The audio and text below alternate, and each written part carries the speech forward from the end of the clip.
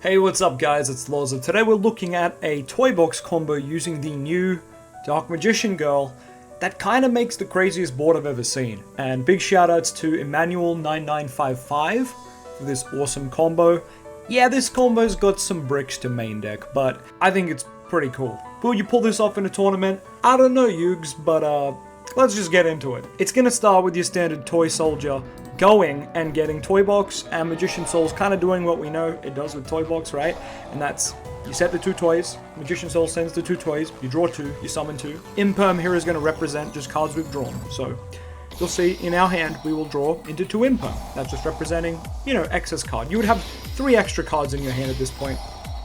And don't forget how many copies of toy soldier we can run, because you can run 3 plus reinforcement of the army. So 4 copies of this. Magician Souls, you can run Illusion of Chaos and Prep. So it's actually multiple copies of this too.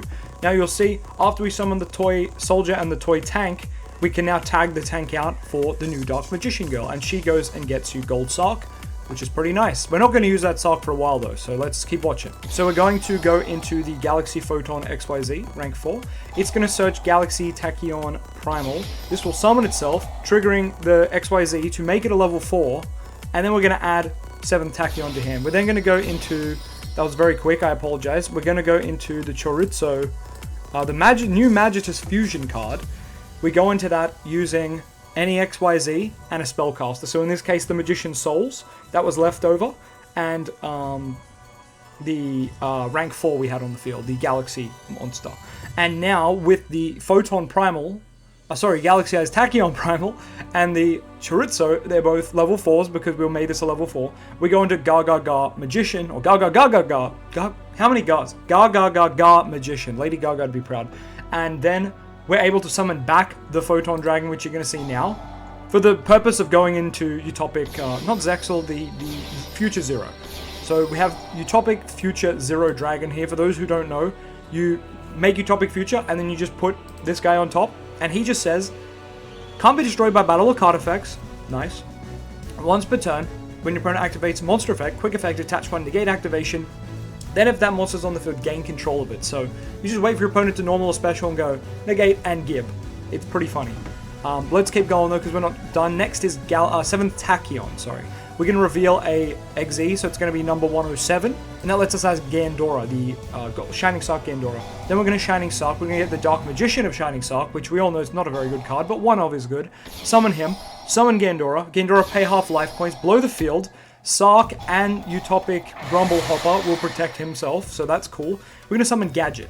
So Gadget normal will go off here, adding a Shining Sock or a spell trap that mentions it. In addition to this, Dark Magician will go off, right? Dark Magician, Chainlink 2, going to summon itself, set secrets, so we can Dragoon on the opponent's turn, and go get Ties That Bind. Summon out Sark, both the Shining monsters, the Zero and the Swordsman. So I said Zero. They're both Zero. Magician and the Swordsman. So Spell Negate, Targeting Negate, Big Negate. We're going to Fusion a Dragoon. I shouldn't have said this Imperm. Ignore this. This was very silly by me. This is just a card in the hand for Dragoon discard.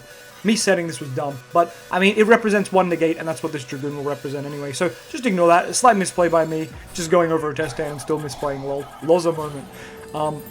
Opponent standby, we will gain a counter. Opponent draws a card, we'll gain a counter on 0. Standby will gain a counter here. We're also just going to Secrets an opponent draw phase in a Dragoon. So we would even have that excess card in the hand. This Imperm should be in hand, as I mentioned, to discard.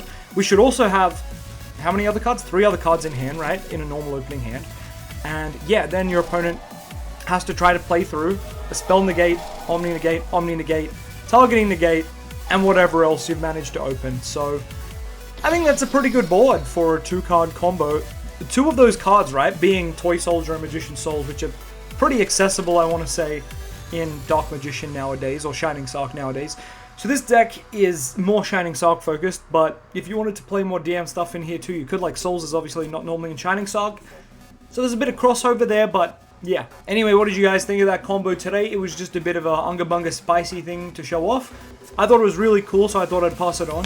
But yeah, I once again think the new DMG is really awesome. There's a lot of people who think it's pretty mid.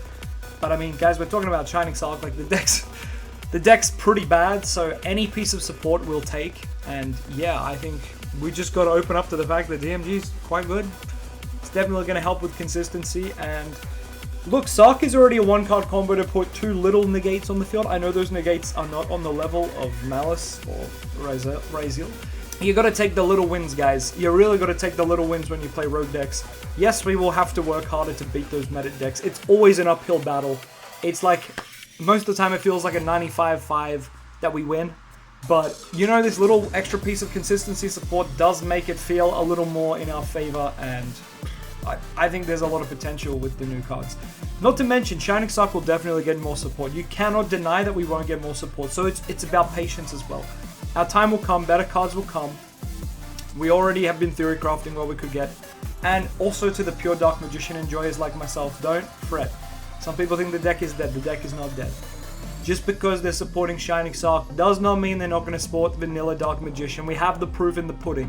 Red Eyes has been put into Metal Morph, Blue Eyes has been put into Millennium, Dark Magician has been put into Shining Sark. Does that mean that the vanilla archetypes are not getting support? No. Blue Eyes got a structure deck. Was that aimed at the new Blue Eyes in Millennium? No. It was aimed at the vanilla Blue Eyes, so do not fret. Our time will come. Red Eyes and Dark Magician players, just wait. The vanilla deck will get support. It just will be a matter of time. Legacy support always happens, guys. It's a matter of is it good. Not when, it's a matter of is it good. The Blue Eyes one's good.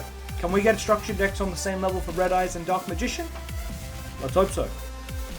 But until they get announced, which, you know, I'll be going over on this channel, yeah, I've been your boy LOZA, and I'll catch you on the next one. Bye! Don't forget to like, sub, and all the fun stuff. And catch you soon.